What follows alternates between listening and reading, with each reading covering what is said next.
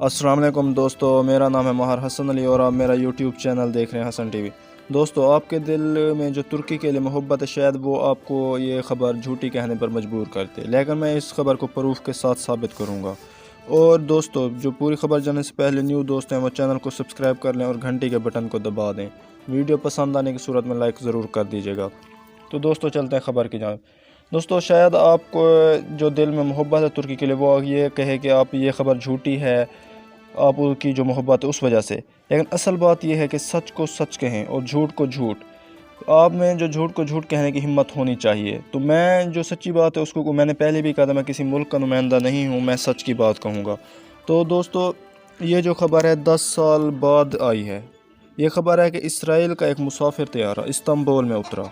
आप ये कहेंगे कि ये कौन सी बड़ी बात है कि एक मुसाफिर तैयारा उतरा, लेकिन जब इसराइली मीडिया खुद ये कह रहा है कि ये 10 साल बाद हुआ, यानी 10 साल पहले फ़लस्तीन के मसले पर इसराइल और तुर्की के दरमियान हालात ख़राब हो गए थे, जिसके बाद तुर्की और इसराइल ने दोस्ती ख़त्म कर दी थी।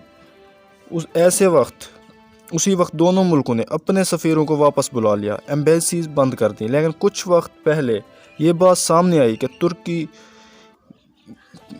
के सदर तैयब अर्दवान ने इसराइल के साथ ताल्लुकात को सही रखना चाहते हैं, अपने ताल्लुकात ठीक करना चाहते हैं।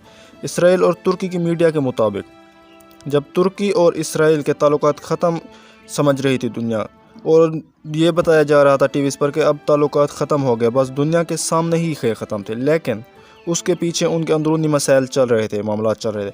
और वो अंदरूनी मसाइल और मामलात क्या थे? वो थी उनकी तिजारत। मतलब उन्होंने कभी तिजारत ख़त्म नहीं की। अब ये रिपोर्ट सामने आई है।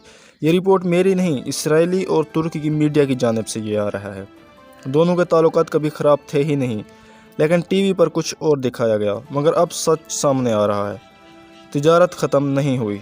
दोस्तों, हैरत की बात यह है कि अभी कुछ वक्त पहले जब अरब मुल्कों ने इसराइल से ताल्लुकात ठीक किए, ताल्लुकात बनाए, और उन्होंने इसराइल के लिए अपनी हवाई फ़िज़ाई हदूद खोल दी थी, आने जाने की इजाज़त दी, तब तुर्की ने के सदर रजब तैयब अर्दवान ने उसकी मुखालफत की थी और कहा था कि यह गलत है। कि उन्होंने कहा इसराइल के साथ तिजारत करना भी गलत है, हवाई रास्ता खोलना भी उनके लिए गलत है।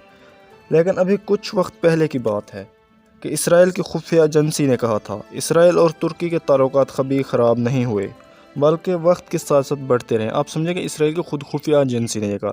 शायद दोस्त ये कहें कि वो प्रोपेगेंडा करते हैं। इसका सबूत यह है कि आज जहाज़ उतरा। जहाज़ का उतरना इस बात को साबित करता है। और दोस्तों, कुछ वक्त पहले जब रजब तैयब अर्दवान जो है टीवी पर इंटरव्यू दे रहे थे, तो उन्होंने कहा कि इसराइली इंटेलिजेंस से हमारे जो हैं ताल्लुकात गहरे हैं। इस बात को आप सुनिए, ये रजब तैयब अर्दवान ने खुद कहा था। अब नहीं, कुछ वक्त ये पहले की बात है, ज़्यादा टाइम नहीं गुजरा इस बात को। और उन्होंने ये भी कहा कि हम जो है इसराइल के साथ मिलकर काम करना चाहते हैं। अब दोस्तों, दोनों ममालिक ने अपनी एम्बेसी खोलने का कह दिया है और अपने यहाँ तक अपने सफ़ीर भी नामज़द कर दिए हैं। तो दोस्तों, आपको ये वीडियो कैसी लगी हमें कमेंट में ज़रूर बताइएगा। मिलते हैं नेक्स्ट वीडियो में।